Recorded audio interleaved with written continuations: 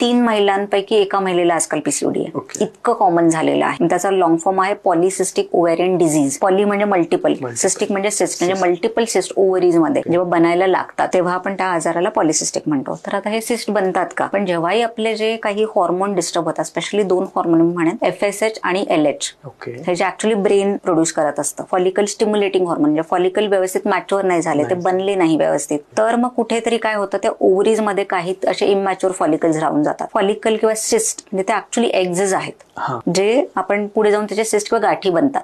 त्यांना आपण म्हणतो की पॉलिसिस्टिक. म्हणजे ते काय झालंय, ओव्हरीमधनं निघालेही नाहीयेत ते, कारण इमॅच्युअर आहे. कारण हॉर्मोन जे काही जर रिलीज झाले तर त्यांना ते मॅच्युअर करतात आणि मग त्यातला एखादा एग जो आहे तो बाहेर निघतो फर्टिलायझेशनसाठी. पण ही प्रोसेस म्हणजे कधी कधी निघतो ही एग फर्टिलायझेशनसाठी, पण बाकीचे बरेच असे जे आहेत की ते इमॅच्युअर किंवा हाफ मॅच्युअर झालेले असे बरेच एग्स ते ओव्हरीमध्येच राहतात. त्यांचे मग पुढे जाऊन त्या गाठी बनायला लागतात आणि अशा बऱ्याच जेव्हा गाठी बनतात मग त्याला आपण पॉलिसिस्टिक असं म्हणतो.